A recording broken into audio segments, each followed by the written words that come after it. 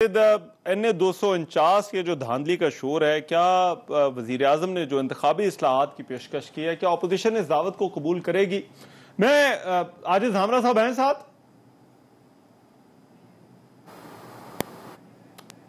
धामरा साहब, आपको आवाज आ रही है सर? जी जी जी धामरा साहब, आपको आवाज आ रही है सर?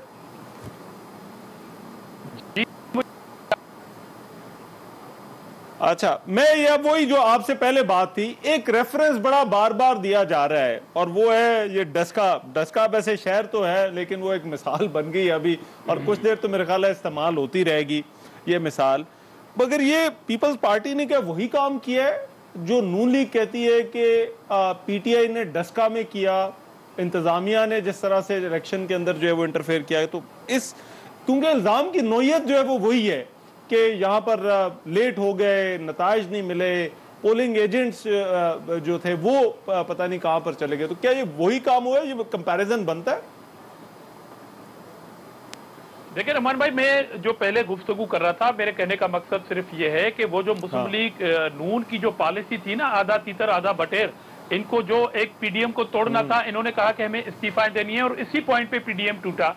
तो मतलब 249 के अवाम ने जो फैसला किया कि एक ऐसी पार्टी जो अपनी फरमाइशी प्रोग्राम रख के एक तरफ कहती है कि जी वो PDM को तोड़ती है, जी हमें तो इस्तीफा देनी है, इलेक्शन में हम यकीन नहीं रखते, ये पार्लियामेंट हमारे काम की नहीं है, और दूसरी जगह वो कराची में इलेक्शन में हिस्सा लेती है और एक दूसरी जमात जो PDM की सरबराही रखती है, JUIF, वो उनकी हिमायत करती है, वो इलेक्शन में खड़े होते हैं। तो क्या आप कौम को इतना बेवकूफ समझते हैं निहाल भाई? कौम ने जो फैसला कर दिया कि आप बार बार ये हल्का जिमनी इंतखाब का मुतमिल नहीं हो सकता, एक तो ये वजह थी। मेरे ख्याल में मियां साहब को भी समझना चाहिए और पूरी PMLN को ये समझना चाहिए कि ये जो आप कौम से मजाक कर रहे थे कि एक तरफ आप इस्तीफा दे रहे हैं, हो सकता है कि अवाम ने यह भी सोचा हो, उसके बावजूद मैं मानता हूं उस बात को कि आपको बहुत वोट पड़े हैं, दोनों साइड पे 1 और 2 नंबर अपोजिशन की जमातें आई हैं, तो अपोजिशन तो जीती है, गवर्नमेंट तो हारी है, मगर अपोजिशन के दरमियान जो आप कह रहे हैं कि डस्का के अंदर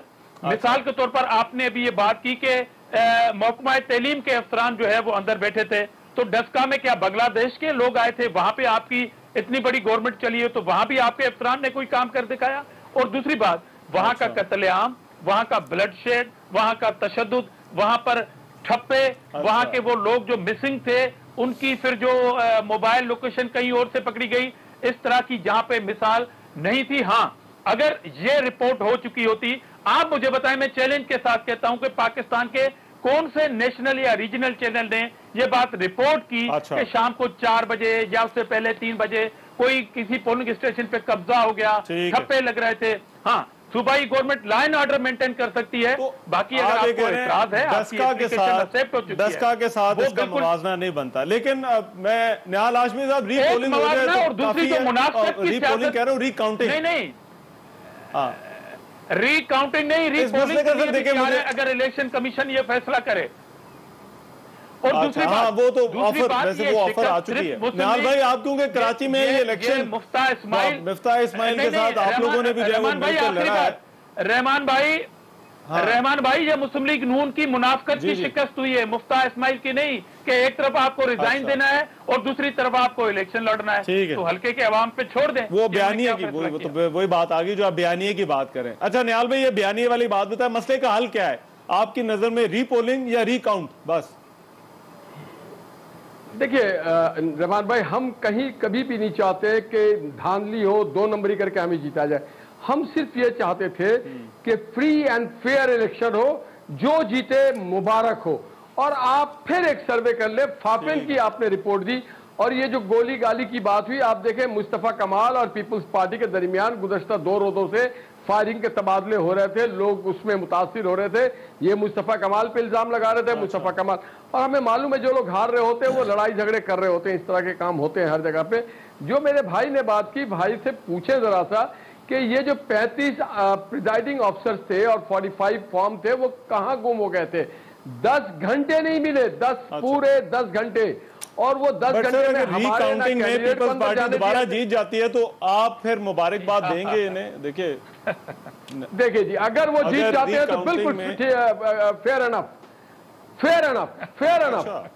फेयर अनफ। देखिए बात सारी है कि रिकाउंटिंग में जीत जाते, फेयर अनफ। हाँ। हम यही तो मुतालबा कर रहे हैं। पोलिंग की जरूरत ही नहीं है। आप नहीं, बयानिया तो लोगों ने तो रद्द के वोट दिया है, लोगों ने रद्द कर दिया है।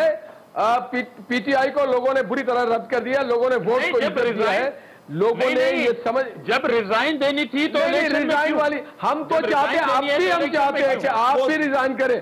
और आपने जो कहा कि हमने पीडीएम को तोड़ा, नहीं, पीडीएम को आपने सिर्फ एक सेनेट की सीट के मुताबिक नहीं देंगे। हम तो आपके साथ खड़े हुए थे, यूसुफ रजा गिलानी साहब को हमने जितवाया, मगर आपने नहीं, हमारी मंशा के मुताबिक ना दे, पीडीएम की मंशा के मुताबिक दे, महंगाई के मंशा के मुताबिक दे, बैड गवर्नेंस के लिए दे, इस मुल्क की तबाहाल मईशत के लिए दे, इस मुल्क की तबाहाल खारजा पॉलिसी के लिए दे, आप कश्मीर के लिए दे, आप कश्मीर के लिए दे, खत्ते के लिए दे, आप कोरोना के लिए दे।